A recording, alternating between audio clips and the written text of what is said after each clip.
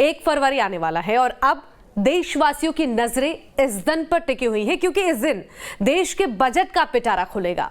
वैसे तो हर साल बजट से लोगों को कई उम्मीदें होती हैं, लेकिन इस बार लोगों को कुछ खास ही उम्मीदें हैं क्योंकि पिछले कुछ सालों से जिस तरह से महंगाई बढ़ी है उससे आम आदमी की जेब पर बड़ा असर पड़ा है। अब ऐसे में इस बार सरकार से आदमी को क्या कुछ उम्मीदें हैं इस आम बजट को लेकर, इस रिपोर्ट में आप देखिए।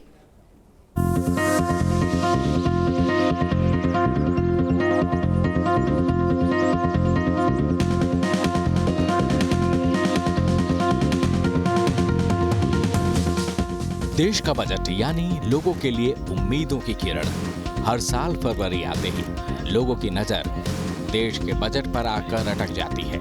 हर साल लोगों को बजट से कई उम्मीदें होती है।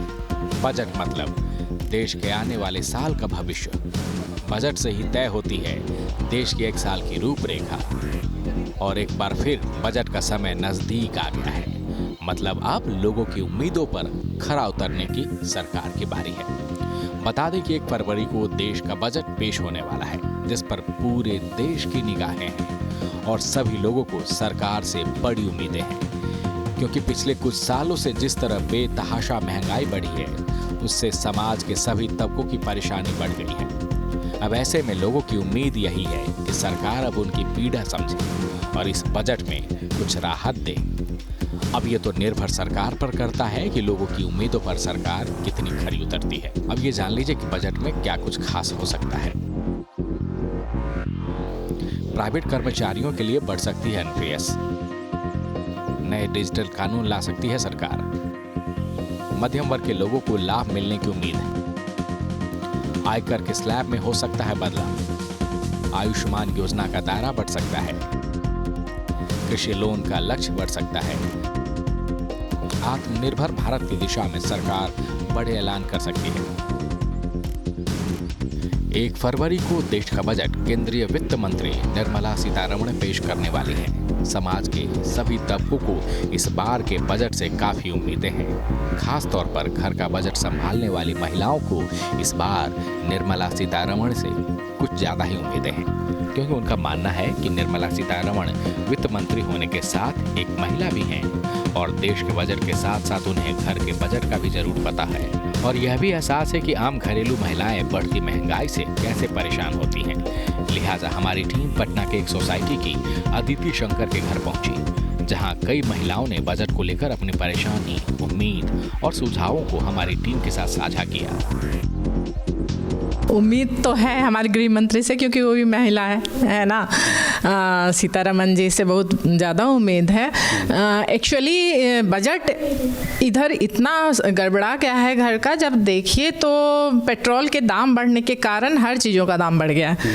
हमारा इन्फ्लेशन बढ़ते चला जा रहा है। रेपो रेट बढ़ने से जो भी होम लोन हो, एजुकेशन लोन हो, सारे के लगभग सब बच्चे पढ़ रहे हैं जो हायर एजुकेशन के लिए जा रहे हैं। विदाउट लोन थोड़ा मुश्किल होता है। एक मिडिल क्लास फैमिली का क्या स्थिति है सभी कोई जान रहा है। हमारी जो वित्त मंत्री हैं एज अ फीमेल, तो उन्हें समझना चाहिए, हम महिलाओं के लिए भी, कि जब हमारा बजट ही नहीं सही रहेगा तो उसमें सब चीज़ डिपेंडेंट रहता है। हमारा एजुकेशन रहता है, आगे हमारा घर पर, मतलब हर चीज़, हेल्थ, हर चीज़ उस पर जुड़ा रहता है। मिडिल क्लास में हम लोग आते हैं तो ऐसे सब लोगों को लगता है कि हाँ ये ऐसा क्लास है जिससे कुछ किसी चीज़ की ज़रूरत नहीं है।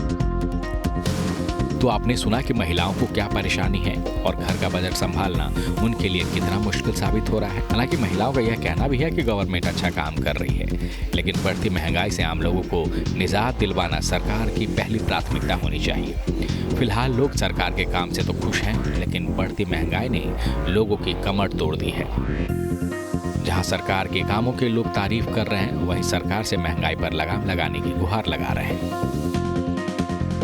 विदेश नीति हमारी अच्छी है, सब चीज़ अच्छे है, बट जब तक हमारा बेसिक चीज़ नहीं कंट्रोल में आएगा तब तक तो मुश्किल होगा ना देश को संभालना। और देश में जो अमीरी और गरीबी की खाई है वो बढ़ती जा रही है। महंगाई तो अब दिख ही रहे हैं, बढ़ती जा रही है। हर कोई परेशान है, एक अकेले हम नहीं परेशान, सबको सुविधा हो सके सबके लिए। महंगाई को कम करना जरूरी है। महंगाई बहुत बढ़ गई है, हर चीज़ महंगी हो रही, पेट्रोल डीजल के दाम बहुत बढ़ गए हैं, उसको कंट्रोल करना जरूरी है। एजुकेशन सिस्टम में भी थोड़ा सा सुधार चाहिए। जो प्राइवेट स्कूल है उनको फीस को थोड़ा सा कम करना चाहिए और बहुत सारे चार्जेस लगाए हुए हैं, वो सब पे थोड़ा सा सरकार को देखना चाहिए। फिलहाल लोगों की बजट से तो कई उम्मीदें हैं, लेकिन पिछले कुछ सालों से बेतहाशा बढ़ती महंगाई का मुद्दा सबसे ऊपर है। घरेलू चीजें हो या फिर पेट्रोल डीजल या घरेलू गैस, सभी चीज के दामों में बेतहाशा बढ़ोतरी हुई है। महिलाओं को साफ तौर पर कहना है कि पेट्रोल डीजल की कीमतों ने महंगाई में आग लगा दी है। राशन तो महंगा हुआ ही है, बच्चों की पढ़ाई से लेकर कपड़े और रोजमर्रा की चीजों में भी बेतहाशा महंगाई झेलना अब बूते से बाहर हो रहा है। इस बार मेरी उम्मीदें सबसे ज़्यादा खर्च पेट्रोल को लेके, घर का जो मेन ये है वो निकल जाता है, तो हम सोच रहे हैं ईवी कार्स का जो ये है उस पे रिबेट मिले और चार्जिंग पॉइंट वगैरह जो हम लोग को बहुत परेशानी हो रही है कि कहाँ चार्ज करें, कैसे चार्ज, तो उससे से रिलेटेड एक अच्छा बजट पेश करें। पेट्रोल कंजप्शन, पेट्रोल का दाम बढ़ता जा रहा है, जिसके कारण सारी चीज़ों के दाम बढ़ते जा रहे हैं। तो क्यों ना हम ऐसा कुछ प्लान करें कि भाई हमारा जो गाड़ियाँ सबके लिए ज़रूरी है, लेकिन उन सबको कुछ इलेक्ट्रिक कार्स वगैरह इन सब पे ज़्यादा जोर देना चाहिए। मेन प्रॉब्लम है पेट्रोल, जहाँ पेट्रोल का दाम बढ़ेगा वहाँ सारा बजट बढ़ जाएगा। घर महिलाओं को हो, पुरुषों को हो, गाड़ी का हो, जिस चीज़ उसी के नाम पे सारे लोग अपना बढ़ा देते हैं, पैसा बढ़ा देते हैं, चाहे स्कूल हो, कॉलेज हो, घर हो, तो परेशानी तो सबसे। बजट की बात हो और शॉपिंग की बात ना हो, ये भला कैसे हो सकता है? शॉपिंग के शौकीन लोगों को भी बजट से कम उम्मीदें नहीं हैं। शॉपिंग के शौकीन महिलाओं का यह भी कहना है कि किसी भी महिला का शौक होता है शॉपिंग करना और खूबसूरत दिखना, लेकिन महंगाई की वजह से ना तो वो शॉपिंग कर पा रही हैं और ना ही ब्यूटी पार्लर का खर्चा उठा पा रही हैं। और तो और महंगाई की वजह से कई ज़रूरत वाली चीज़ों पर भी कटौती करनी पड़ रही है। वहीं महंगाई की मार लोगों की स्वास्थ्य पर भी साफ दिख रहा है। लोगों का कहना है कि स्वास्थ्य सेवाएं महंगी होने के चलते लोगों पर बोझ बढ़ गया है। में ही कटौती हुई, शॉपिंग में ही कटौती हुई, बाकी तो आप किचन में कुछ कर नहीं सकते। यही सवाल आपसे भी है प्रिंसी जी, क्योंकि 10,000 ऑलमोस्ट डबल हो गया। 10,000 नहीं, budget is almost double. Budget ये नहीं है कि पैसे कहाँ खर्च करें, बजट का मतलब पैसे कैसे खर्च करना। पार्लर हमारे लिए फ्री होना चाहिए। क्या अच्छा, पार्लर का खर्च भी बढ़ गया है? पहले कितना होता? पार्लर का खर्च बंद हो गया है।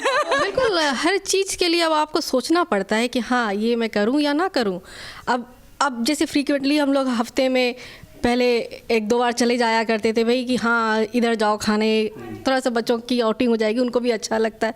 अब इतना ज़्यादा टैक्सी वो बिल में लगा देते हैं कि आप बार बार आप उसको नहीं कर सकते हैं। मेडिकल चार्जेस इतने ज़्यादा हैं कि आप अफोर्ड नहीं कर सकते, तो भाई आप जाएं। आप जरूरी है ना हेल्थ भी, आप थोड़े देर के लिए एजुकेशन को भी आप कॉम्प्रोमाइज़ कर सकते हैं, बिकॉज हेल्थ इज़ वेल्थ। अगर आप सही नहीं हो हेल्थ वाइज तो फिर आप आगे कहाँ जाओगे। लोग बीपी के, शुगर के इतने सारे पेशेंट हो गए हैं, तो टेंशन की वजह से हो रहा है ना, सब टेंशन की वजह। इतना ही बजट है, इसी में सारा घर चलाना है, सबका लग्जरियस खर्चा है, भाई इस ढंग से जीना है, अब सब कम होते जा रहा है।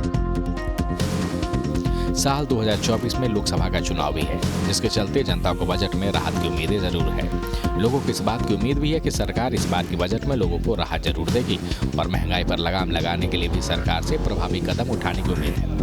वैसे तो लोगों को पता है कि कोई भी सरकार चुनावी साल में लोक लुभावन बजट पेश करती है, लिहाजा महिलाओं को इस बात की उम्मीद जरूर है कि अगले साल होने वाले लोकसभा चुनाव से पहले इस बजट में आम लोगों के लिए सरकार राहत जरूर देगी। पटना से रितेश मिश्रा के साथ bureau report, news state Bihar Jharkhand.